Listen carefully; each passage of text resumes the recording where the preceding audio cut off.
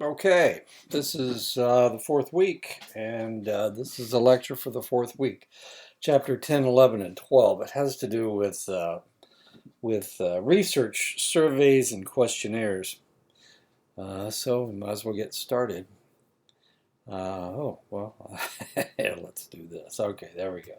Survey research. So chapter 10 is about survey research. Mail-in questionnaires. Mail questionnaires are an impersonal survey method. It can be very useful for people. I just got one in the mail from the ACLU.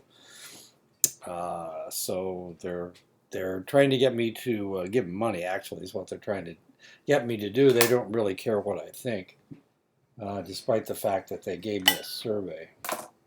Advantages of the mail questionnaire include low cost, just cost for the paper and the stamp, reduction in biasing errors, greater anonymity. It's considered answers and consultations. You can plan them out before you send them out, and accessibility. Of course, you have access to anybody with a mailbox. Disadvantages of the mail questionnaire include requires simple questions because you don't know the educational level of your of your respondents. There's no opportunity for probing for secondary questions. No control over who fills out the questionnaire. You could send five to the same house and the same guy fill out all five of the questionnaires, even though you sent them to four different other people. Low response rate, and that is a problem with questionnaires. Strategies for increasing response rate: sponsorship. Find somebody to sponsor it. ACLU, of course. Uh, the American Civil Liberties Union sponsors their own questionnaires.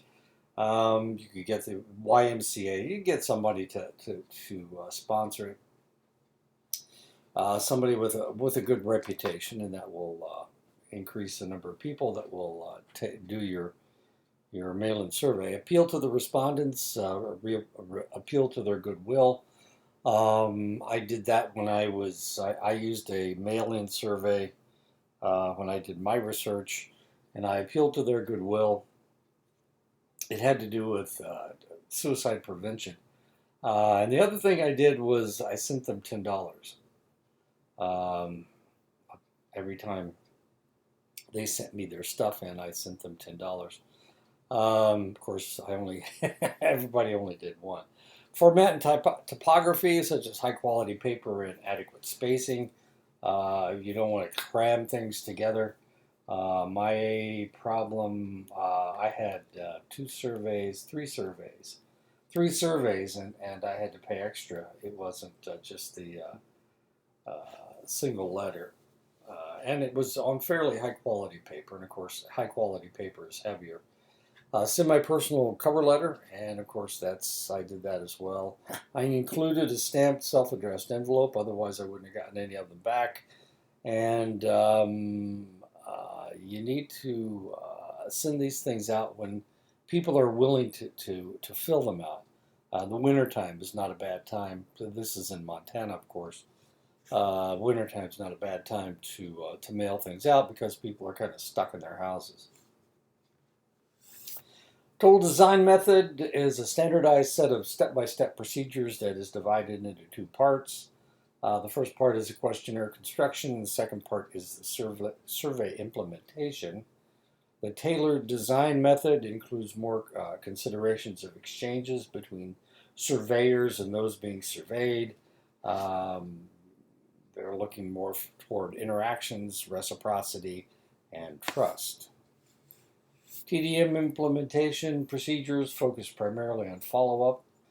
Follow-up strategy is to send a reminder postcard to the respondents who have not replied 1 week after the first mailing. The second follow-up consists of another reminder letter and a replacement questionnaire with a returned envelope sent at the end of the third week. After 7 weeks, another letter with a replacement questionnaire is sent, preferably by certified mail to all the individuals who have not responded. I didn't have to do this. I didn't have that much money, for one thing. But I did send my questionnaires out more than once to people that didn't respond the first time. Homogeneous groups consist of people from similar backgrounds. Heterogeneous groups consist of individuals who differ from one another in some way. Groups and response rates. Respondents who are more educated are more likely to fill out and return questionnaires. I think that's an answer to a question on your exam. Interest in or familiarity with the topic under investigation is another important factor in determining the rate of return. Professionals tend to have the highest response rate among all occupations. Many male surveys achieve a response rate no greater than 50%. This is something that you have to recognize. Non-response is a serious problem because non-respondents differ considerably from respondents. This is true, but you really can't tell if someone is a respondent or a non-respondent. It's a little strange. A personal interview is a face-to-face situation in which an interviewer asks respondents questions designed to elicit answers pertinent to the research hypotheses.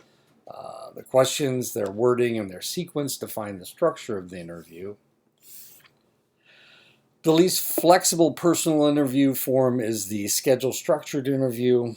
You've probably had these on the telephone. Somebody called you up and they were asking you questions. Well, this is an interview technique. It's the schedule structured interview. A lot of times they have a set script that they're going by. They always have a set script that they're going by. That's just the way it works. Thus, interviewers should not reward questions or provide explanations of the questions if the respondent asks for clarification. The researcher attempts to reduce the risk that changes in the way questions are worded, for example, might elicit differences in responses, and this is why they have a script. If they stumble over words or if they have a bad accent and you can't understand them, then people aren't going to respond to it. Or they'll respond differently because they don't understand what the individual is saying. The schedule-structured interview is based on three crucial assumptions. The first assumption for any research objective, the respondents have a sufficiently common vocabulary so that it is possible to formulate questions which have the same meaning for each of them. Number two, that it is possible to phrase all questions in a form that is equally meaningful to each respondent. Number three, that if the meaning of each question is to be identical for each respondent, its context must be identical. And since all preceding questions constitute part of the context, the sequence of questions must be identical. Computer-assisted personal interviewing technology is used to implement schedule-structured interviews. Interviewers use a laptop or a small handheld device to conduct the interview using prompts and questions on the screen in front of them. In computer-assisted self-interviewing, the interviewer provides the respondent with a laptop or a small handheld device, and then the computer guides the respondent through the interview questions. It's good for sensitive topics such as sexual partnerships. The non-scheduled structured or focused interview, it takes place with respondents known to have involved in a particular experience. It refers to situations that have been analyzed prior to the interview. It proceeds in the basis of an interview guide specifying topics related to the research hypotheses. It is focused on the subject's experiences regarding the situations under study. The non-structured or non-directive interview is the most flexible form of personal interviewing. The researcher does not employ a schedule to ask a pre-specified set of questions, nor are the questions asked in a specified order. Respondents are encouraged to relate their experiences, to describe whatever events seem significant to them, to provide their own definitions of their situations, and to reveal their opinions and attitudes as they see fit. The interviewer has a great deal of freedom to probe various areas and to raise specific queries during the interview. Advantages of the personal interview include flexibility, control of the interview situation, high response rate, collection of supplementary information. The disadvantages of personal interview include higher cost, of course, interview bias, and lack of anonymity. Principles and procedures of interviewing. The first step in interviewing process is getting the respondent to cooperate and provide the desired information. There are three factors that may potentially help you get the respondent to cooperate. The respondents must feel that their interaction with the interviewer will be pleasant and satisfying. So the interviewer has to confront the individual with a smile. The respondents need to see the study as being worthwhile. So if we're talking about COVID-19, whatever we're talking about, we need to discuss it with the person that we're interviewing. If they have no interest in the topic, then discussing it is probably not going to be very fruitful. Barriers to the interview in the respondents' minds needs to be overcome. So if they don't want to talk about something, smoking marijuana or whatever, if they don't want to talk about it, then what you need to do is get them to understand that this is an important topic, and you need to proceed with the interview. Research or introduction to the respondents. Tell the respondent who you are and whom you represent. Tell the respondent what you're doing in a way that will stimulate his or her interest. Really kind of interesting. My wife had a telephone interview this afternoon with an individual, and they said they were from some voting rights group. And as soon as she told them her party of preference, they hung up on her.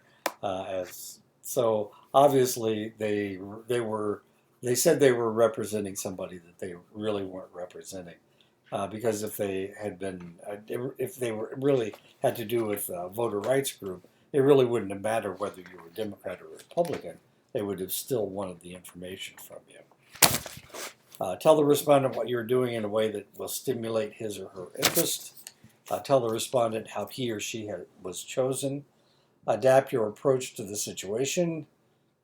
Try to create a relationship of confidence and understanding. This is also known as rapport between yourself and the respondent. And of course, this is a bit of a trick. The older you are, the easier it is for you to do this. Sometimes younger people are off-putting a bit, so they have a more difficult time doing this. Specific techniques interviewer can use. A questionnaire should be followed but not be used informally. Interview should be conducted in an informal atmosphere. Questions should be asked exactly as written. Read each question slowly. Questions should be presented in the same order as in the questionnaire. Ask every question specified in the questionnaire. Questions that are misinterpreted or misunderstood should be repeated and clarified. And this is kind of a problem. Sometimes what happens is these individuals will get paid for the number of people that they contact. So when they start reading their questions, they'll read them really, really fast. If you get somebody from the East Coast, a lot of times East Coasters talk really, really fast or way too fast. Or they use slang and you don't understand what they're saying. So reading your questions slowly is quite important. Probing is a technique used to stimulate discussion and obtain more information. Two major functions of probing: motivate the respondent to elaborate or clarify an answer or to explain the reasons behind the answer, help focus the conversation on the specific topic of the interview. The less structured the interview, the more important probing becomes. Telephone interviews, I've been talking about these. I get these all the time here. It's usually on our landline. It's not on our cell phones. Telephone interview is characterized as a semi-personal method of collecting information Investigators can reach 95% of the population. This figure is changing with a shift from landlines to cellular telephones. Random sampling is also possible due to the process of random digit dialing. The researcher first identifies all working telephone exchanges in the targeted geographic area. Then they create a potential telephone number by randomly selecting an exchange and then appending the random number between 0001 and 9999. Software programs are available to dial the number for the interviewer and delete from future selections any numbers for which an interview has been completed or for those that are non-residential or non-working. Conducted using computer-assisted telephone interviewing, CATI. The interviewer sits at a computer terminal, and as a question flashes on the screen, they ask it over the telephone. The interviewer types and codes each of the respondents' answers. CATI technology can also be combined with voice recognition software, whereby the computer asks the questions and records and codes the verbal responses to the questions. The advantages to telephone interviewing: cost is moderate, it's fast, there's a high response rate because if they answer the telephone, you've got a response. High quality data collection. Disadvantages: reluctance to discuss sensitive topics. The broken off interview is when a participant hangs up on the individual. And of course, because you're asking easy questions to answer, and so that you can log them in, you get less information. Online surveys make it easy for researchers to design and implement surveys. Programs like SurveyMonkey and Zoho Polls provide users with ready-made survey templates that are simple and allow simultaneous distribution. Survey responses are fed directly into a database, saving time and resources spent coding and entering survey responses by hand. Online survey limitation: not evenly distributed across populations.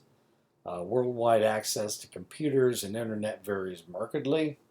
In the United States, about 1/4 of the population does not have access to a computer, as we saw with COVID-19 when we had to go online. We saw a number of students who not only didn't have computers but didn't have electricity. So we had to give them Wi-Fi. I can't remember what they called it. Anyway, fewer still have regular access to the internet, of course. Among whites, nearly 85% have access to the internet, but for blacks and Hispanics, this figure is well below 50%.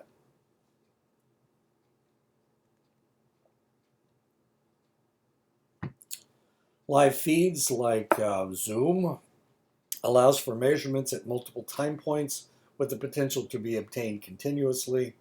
Live feeds are important because multiple measurements allow us to understand how social phenomena change over time. I guess that's not really Zoom, is it? That's a live feed where you've got a camera that's constantly on and you can record what's going on in a room. That's not Zoom. Zoom doesn't do that.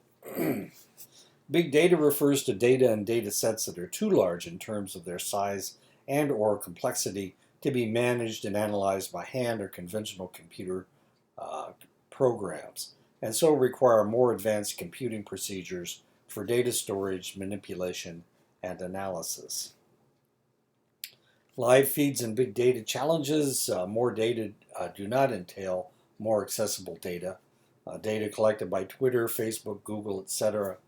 Our inaccessible data are due to a variety of factors, including the human, social, political, financial capital that is sometimes involved in securing such data. Moreover, these data often contain or are linked to highly sensitive personal information, including Social Security and bank account numbers, places of residence, and or geographic location, and so on. Advantages of online surveys, live feeds, and big data: low cost, you get it quick, moderate response time, Disadvantages of online surveys, live feeds, and big data. Limited sampling frame, and privacy and accessibility. And that is the end of chapter 10. Now we're going to start on chapter 11, questionnaire construction. We're going to learn how to put together a questionnaire. The foundation of all questionnaires is the question. There you go. Hence the name. The questionnaire must translate the research objectives into specific questions. Answers to such questions will provide the data for hypothesis testing. The question must also motivate respondents to provide the information being sought. The major considerations involved in formulating questions are their content, their structure, their format, and sequencing. You can lead an individual to answer in a certain way by how you put your questions together. In other words, the sequencing of questions. Survey questions may be concerned with facts, opinions, attitudes of respondents' motivation, and their level of familiarity with certain subjects.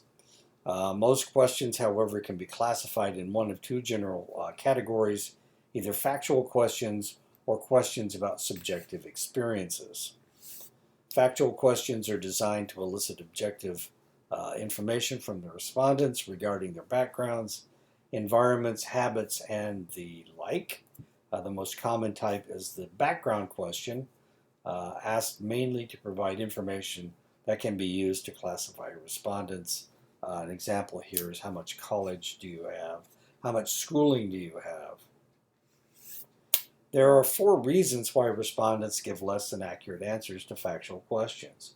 1, they did not know the information. 2, they cannot recall the information. 3, they do not understand the question. And 4, they are reluctant to answer. And of course, politicians are really good at this. They pretend that they haven't heard a piece of information, so they can't comment on it. But the reality is they're reluctant to answer. They just act ignorant. A researcher can take several steps to increase accuracy, including encouraging respondents to consult other members of the household, asking more than one question about the matter, repeating questions, making respondents feel comfortable when asking about events that they may find embarrassing. Surveys conducted in the social sciences often include questions about attitudes. Attitudes are general orientations that encompass at least 4 domains, which include inner convictions, the innermost matters of the heart, evaluative judgments that express approval or disapproval, stimuli and normative structures, external information but it is being internalized, verbal behavior that actually corresponds to actual behaviors. The following is an example of a question to elicit a person's attitude on a subject.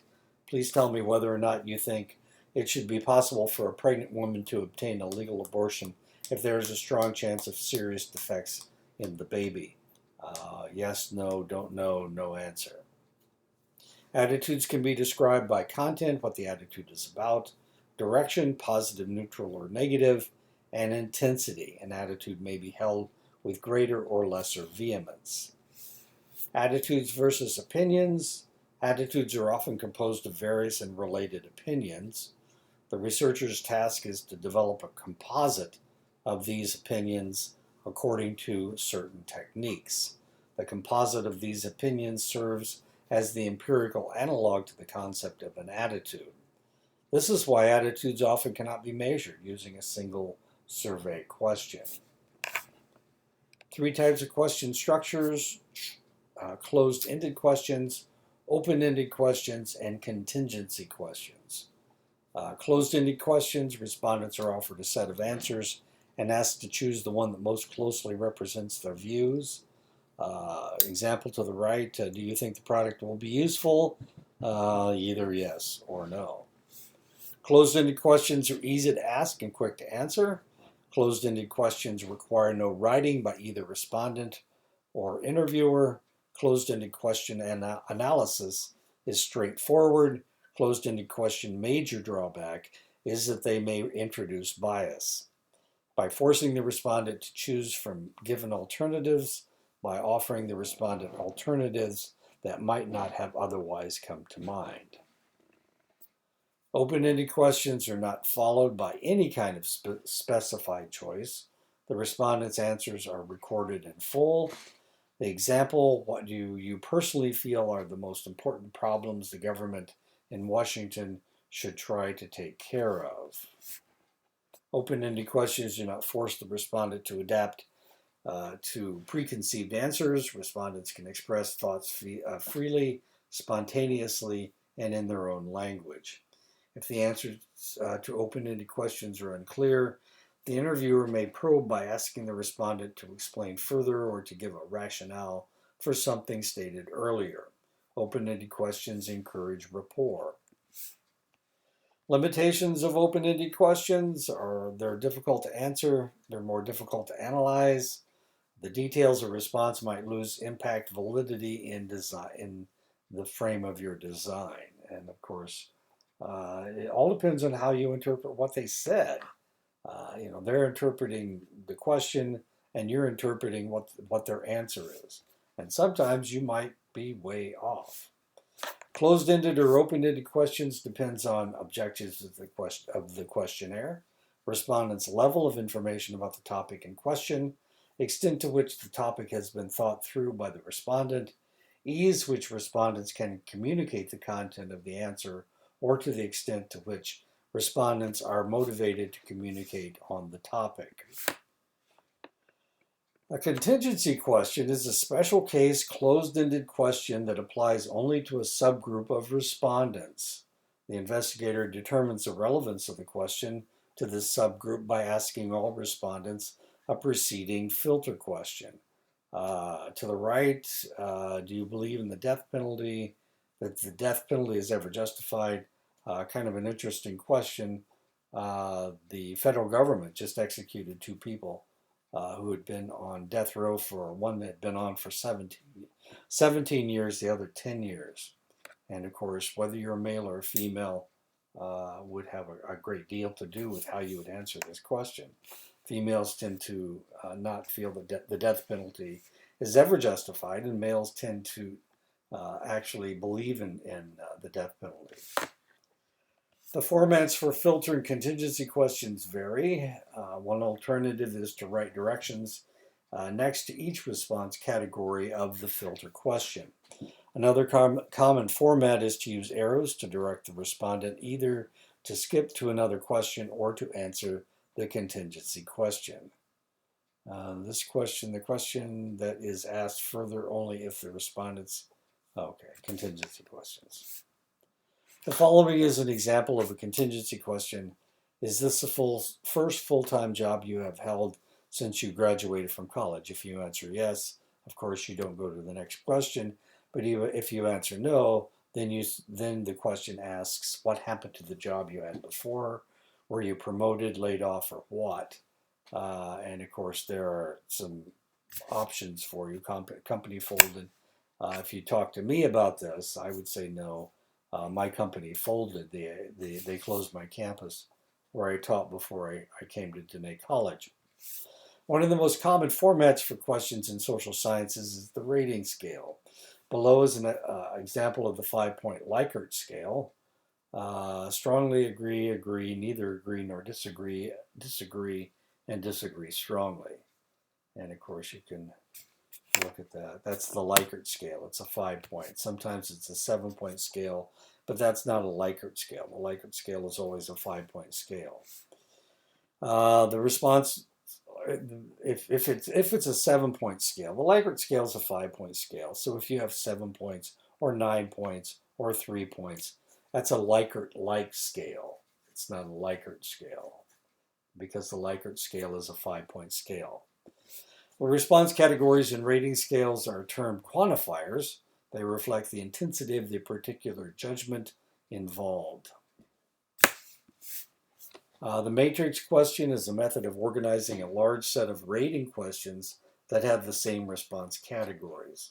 And as you see below, that is a matrix question. However, as with rating scales, ranking does not provide any information about the distance between the ranks. The difference between rank 1 and rank 2 may not be the same as the difference between rank 2 and ranks 3. Below is an example of a rating scale. I would like you to tell me what you have found important in life. Please look at this card and tell me which of these is most important to you as a goal in your life, which comes next in importance, which is third, and which ranks fourth. And as you can see, we have family, being rich, life of achievement, or a secure life are the four. Answers to attitude questions and surveys can vary markedly depending on the preceding items in the questionnaire. Position of an item in a list has a significant impact on its being chosen. Respondents most often choose items that appear first on the list. Example, in the following question, respondents are more likely to assign the first rank to the first category than to the last one, simply because it is listed first. Among the items below, what does it take to get to be important and looked up by the other students here at the school? Coming from the right family, leader in activities, having a nice car, high grades, honor roll, being an athletic star, being popular. Researchers can overcome this problem by acquainting respondents with the list of items before respondents are asked to evaluate them. Randomizing the order of the questions, that would be interesting. If we randomized that, they would still probably pick the first one, no matter which one was first. The opening question should be easy to answer, interesting, and non-controversial. This is an answer to a question on your quiz. It is also recommended that open-ended questions be placed later, as they usually require more time and thought, which may reduce the respondent's initial motivation to cooperate if they appear at the beginning. Two general patterns of question sequence that are most appropriate for motivating respondents to cooperate: funnel sequence and inverted funnel sequence. In funnel sequence, each successive question is related to the previous question and has a progressively narrower scope. Funnel sequences are helpful when the objective of the survey is to obtain detailed information. In inverted funnel sequence, the questions are narrower, followed by broader ones. Inverted funnel sequence is helpful to obtain a generalization in the form of a judgment. The following questions form a funnel sequence. What do you think are some of the most important problems facing the nation? Of all the problems you have just mentioned, which do you think is the most important one? Where have you obtained most of your information about this problem? Do you read the Washington Post? They're trying to get you to read the Washington Post. Researchers attempting to obtain respondents' judgment regarding the effectiveness of rescue operations during a disaster. And there are 5 questions there. You can read them for yourself.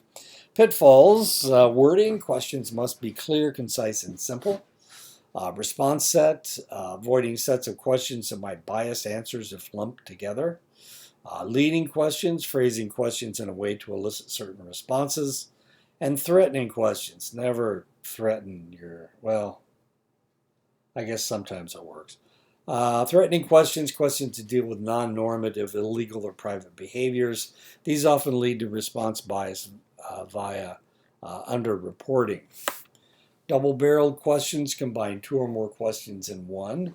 The problem with such a question is that it might confuse respondents who agree with one aspect of the question but disagree with the other. Many questions that contain the word "and" are likely double-barreled questions. Domestic violence and gun violence are most serious problems facing America today. Do you agree, disagree, depends, or strongly disagree? Well, maybe you think domestic violence is the most important, is the most serious problem, but gun violence you don't care about, or vice versa. Questions with "and" can be used, however, if the dimensions separated by "and" are mutually exclusive, and the respondents is asked to select one or to rank them according to some criterion. For example, at the present time, the country is faced with 2 major problems: climate change and domestic violence. Which of these two problems would you say is the more important, climate change or domestic violence? Wording. The question must be worded so that the respondent understands it. If the respondents come from all walks of life, the interviewer should use words that can be understood by the average sixth grader. When I was in the military, we aimed our anything that we said, anything that we did, we aimed it at an eighth grade education. Researchers should avoid or qualify words that are open to interpretation. Each question should be worded so that the respondent understands its meaning and so that the question has the same meaning to each respondent. Wording example, the question, "Are you a liberal?" is too broad. You might be referring to the person's education, to their politics, to their profession, or to their sex life. But a question such as, "Do you consider yourself liberal politically, instructs the respondent to use the political frame of reference in answering the question. Response set. A response set is a tendency to answer all questions in a specific direction, regardless of their content. This problem may arise when a set of questions is presented together with the same response format, especially when the questions all refer to the same topic.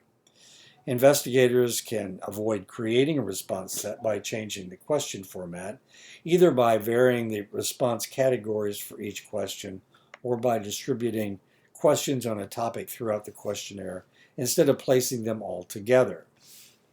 Example of a response set: if a set of questions reflects a pro-choice attitude regarding abortion, respondents who are against abortion may check all the same response categories. For example, all strongly disagree or strongly agree, simply because they assume that these categories all express objection to abortion. Leading questions. A leading question is a question phrased in such a manner that it seems to the respondent that the researcher expects a certain answer. Respondents also tend to agree with statements that support accepted norms or are perceived as socially desirable. The way that issues are labeled and enhanced can have a substantial effect on public support for some issues. Researchers who are looking for undistorted responses should generally avoid leading questions. Threatening questions usually deal with behaviors that are illegal, contranormative, or private. Such questions may inquire about such subjects as drinking, drug use, or sexual practices. When they are presented with a threatening question, respondents are caught in a conflict between the role demands of the cooperative respondent, who responds truthfully to all questions, and the tendency for people to present themselves positively. Respondents usually resolve the conflict not by refusing to answer, but by reporting that they did not engage in that particular activity when in fact they may have. The accuracy of response is considerably increased by using a long introduction to the question rather than asking short questions. For example, in the short closed form, the item read, "In the past year, how often did you become intoxicated while drinking any kind of beverage?" In the long form, the respondents were first asked to provide their own word for intoxication. Sometimes people drink a little too much beer, wine, or whiskey so that they act different from usual. What word do you think we should use to describe people when they get that way so that you will know what we mean and feel comfortable talking about it? The intoxication item then read, "Occasionally people drink on an empty stomach or drink a little too much and become snockered. In the past year, how often have you become snockered while drinking any kind of alcoholic beverage?" After creating the questionnaire, the researcher needs to work on introduction to explain the survey and encourage a high response rate. An introductory statement for a personal or telephone interview, a cover letter for a mail questionnaire, a homepage for an online survey. Introductions must succeed in overcoming any resistance or prejudice the respondent may have against the survey, identify the sponsoring organization or the persons conducting the study, explain the purpose of the study, tell why it's important that the respondent answer the questionnaire, and assure the respondent that the information provided will be held in strict confidence. In general, cover letters for mail questionnaires and homepages for online surveys must be more detailed than introductory statements for personal or telephone interviews. Online surveys, homepages must be designed with accessibility in mind, including font size and color, compatibility with voice recognition, software programs, and so on. Since 2001, researchers who receive federal funding are required to make all electronic and information technology, including online surveys, accessible to persons with disabilities in accordance with the Federal Rehabilitation Act, Section 508. Instructions should be included with any questions that are not self-explanatory. The instructions may range from very simple ones, such as circle in appropriate categories, to more complex guidelines that explain how to rank a set of priorities. And that is the end of Chapter 11. Now we'll jump into Chapter 12. Field research is the most central strategy of data collection associated with qualitative methodology. Field research is defined as the study of people acting in a natural courses of their daily lives in order to learn firsthand about how they live, how they talk and behave, and what captivates and distresses them. Fieldwork is carried out in natural settings, such as anthropologists living with remote tribes, or sociologists sharing in and observing the daily life of a local community. Qualitative field research uses a process called analytic induction, in which researchers collect data, formulate hypotheses based on the data, test their hypotheses using the data, and attempt to develop a theory. The theory that they develop is sometimes called grounded theory because it arises out of and is directly relevant to the particular setting under study. The researcher's goal in developing grounded theory is to produce a set of propositions that explain the totality of a phenomenon. Qualitative researchers use examples of their observations and quotations from members of the group under study to support their theories. Participant observation, the investigator attempts to attain some kind of membership in or close attachment to the group that he or she wishes to study, and this is known as participant observation. The participant observer's role is to observe and participate in the lives and activities of their research participants. Participant observation often entails learning the language, habits, work patterns, leisure activities, and other aspects of the observed's daily lives. In a complete participant role, the researcher is wholly concealed. The research objectives are unknown to the observed, and the researcher attempts to become a member of the group under observation. The complete participant interacts with the observed as naturally as possible in whatever areas of the subject's life the researcher finds of interest. Complete participation has been justified on the grounds that it makes possible the study of inaccessible groups or groups that do not reveal to outsiders certain aspects of their lives, like certain ceremonies of the Navajo. Complete observer role, observe and extensively document the details, activities, habits, etc. of the research setting and of the research participants therein. Difficulties of complete participants to become too self-conscious or too immersed. Deciding what to observe is another problem. Recording observations or taking notes is impossible on the spot, which can introduce selective bias and distortions through your memory. Ethnography, as simply stated, is the study of people in their own environment through the use of methods such as participant observation and face-to-face interviewing. Ethnography is a unique type of qualitative method that, while drawing on many strategies like participant observation, is designed to yield insights that other methods cannot. Ethnography resists the urge to treat social phenomena as things in the world that exists and so should be studied, and instead privileges the dynamic nature of social phenomena in relational and transactional terms. Ethnography and participant observation share common traits. Each places considerable emphasis on describing the nature of social phenomena. Each often produces unstructured data that may not conform to pre-established categories and codes that the researcher may bring to the study.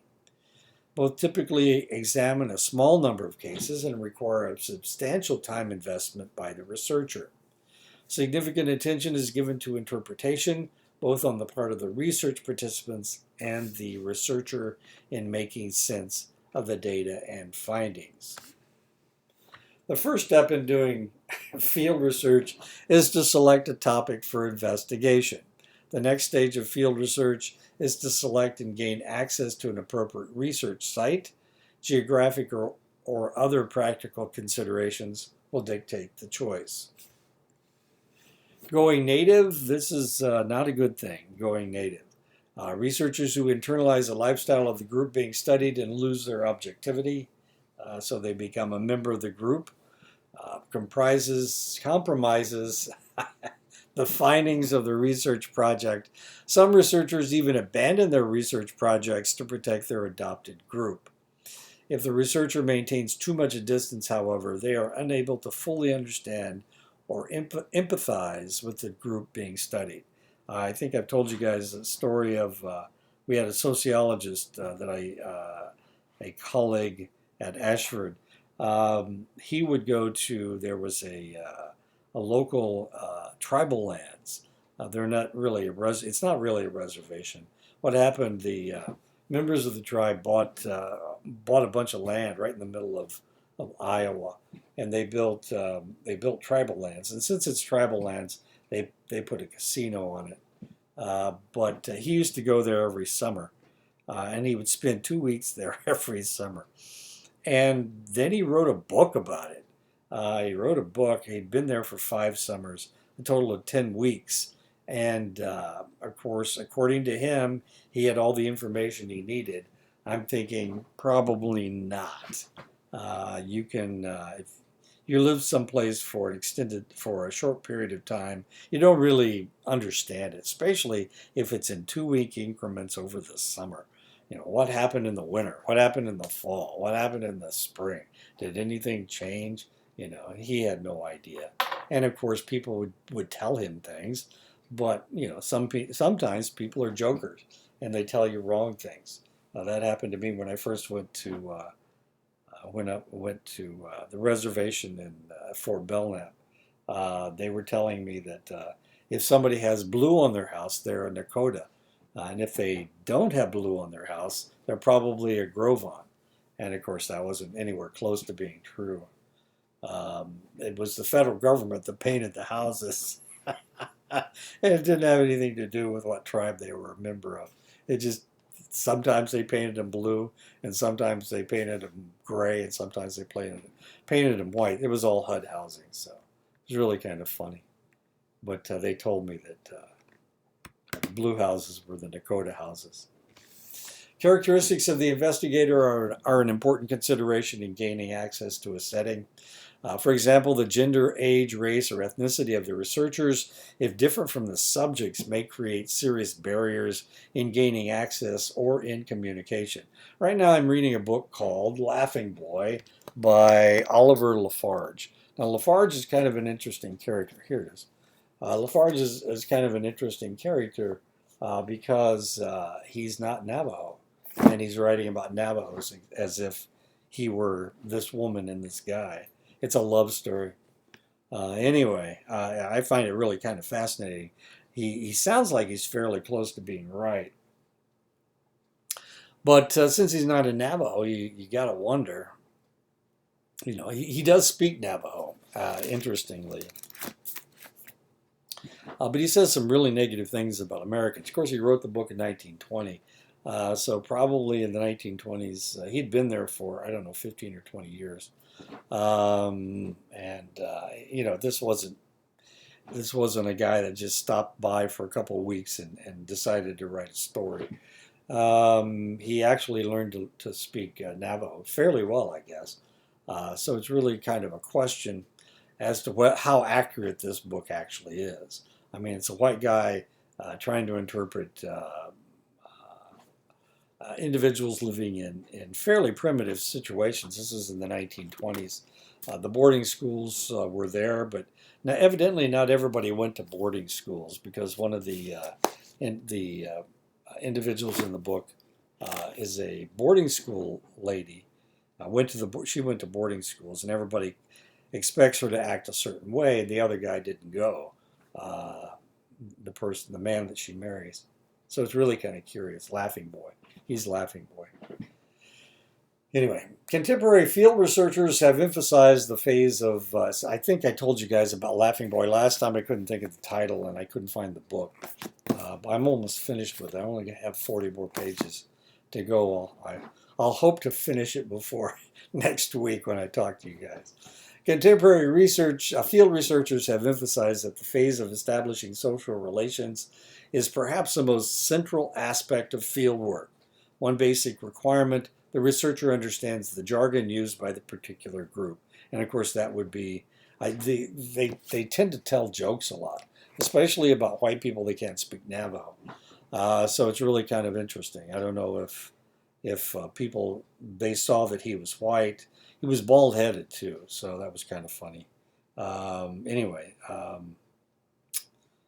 They saw that he was white, and they didn't think he could speak Navajo, and they started making fun of him. And he picked all that up, of course. He had all the jargon, but of course, did he understand all the idioms that were being used? That's another question. Once field researchers have established relationships with members of the group, they are regarded as provisional group members. They learn how to behave in the group and teach the observed how to act toward them. Next, field researchers are accepted as categorical members of the group. By this time, rapport will have been established, areas of observation will be agreed on, and informants will be providing information. Leaving the field, this stage depends on the agreement the researcher and the subject reached when the study began, and on the kind of social relationships that develop during the research process. Field exit processes range from the quick and sharply defined to the gradual and drawn out. Leaving can be a recurring phenomenon that when research needs require the researcher to leave and come back numerous times. Of course, that's always tough. Primary sources of data are what people say and do. Researchers may record the behavior they observe by writing notes, tape recording, and on occasion photographing or filming. In some cases, when the researcher's identity and purpose are known to the observed, recording can be done on the spot. Recording data questions to consider: is the report firsthand? What was the spatial location of the observer? Was he close to what was going on? Did the research participant have any reason to give false or biased information? Is the report internally consistent? Can the report be validated by using other independent reports? Data analysis in qualitative field research is an ongoing process. Observers formulate hypotheses and note important themes throughout their studies. As the research progresses, some hypotheses are discarded, others are refined, and still others are formulated.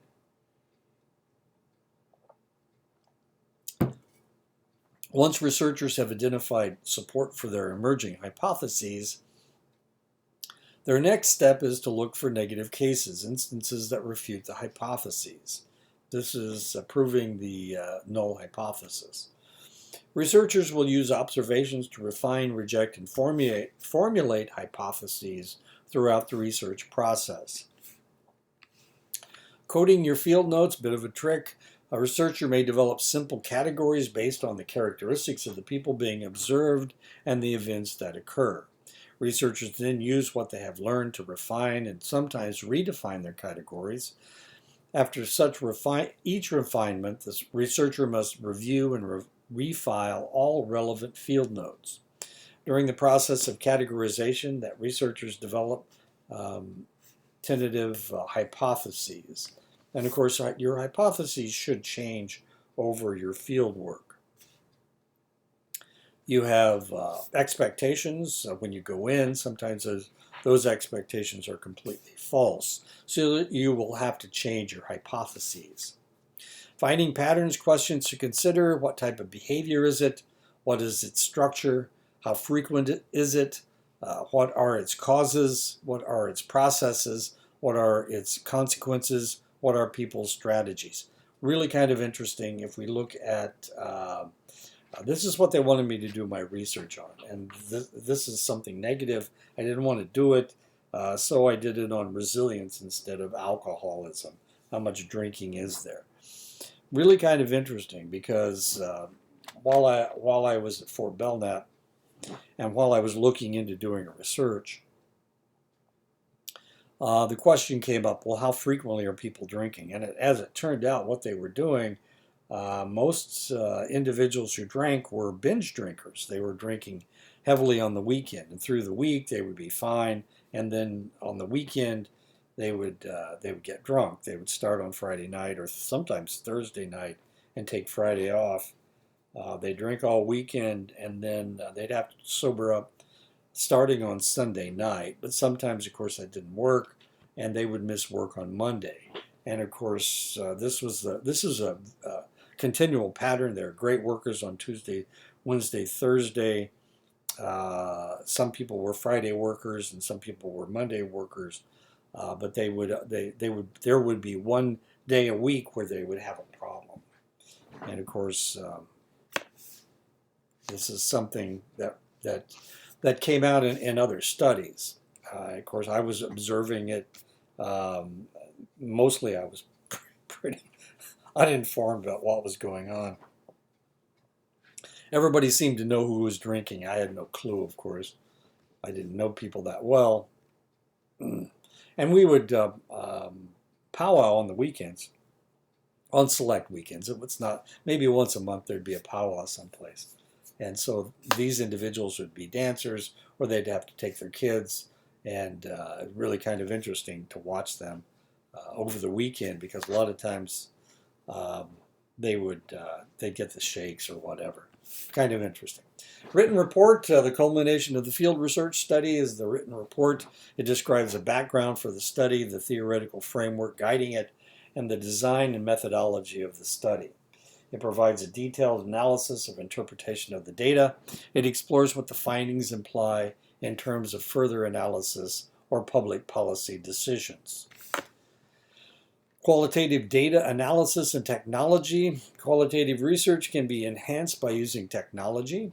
Software programs designed for the analysis of qualitative data, referred to as computer-aided qualitative data analysis, or CAQDAS, CACDAS, can speed up analysis and facilitate the coding process, the generating and testing of theories. Also simplifies the preparation of research reports. There's a bunch of software out there. KSR Nudist is one of them. I put it up there because it has Nudist in it. Atlas TI, Hyper Research, MaxQDA, In Vivo. Open source software programs are also available for free. There you go. You can get somebody to help you with it. Ethical, legal, and political dilemmas, use of deception and the impact such deception may have on the lives of those studied. Unanticipated effect that any kind of fieldwork may have on the people being studied. Anytime you interact with people, then you change their behavior. It's impossible to be a fly on the wall. You are the fly on the wall that everybody's trying to hit with a fly swatter. So you change people's behaviors by being there. Often field workers have more power than their hosts, and for this reason, they are treated differently. Subjects may perceive field workers as sources of material resources, political connections, and social prestige. Governments and other political groups have become increasingly interested in who gets studied and in what ways. Particular relevance in cases where the results of research dealing with disadvantaged groups may have political and social implications. Many of these groups are now claiming the right to review both research proposals and pre-publication drafts of research reports. And of course, this is what is happening. This is why they have established the IRB on the Navajo Nation. And that is the end. And so let's go ahead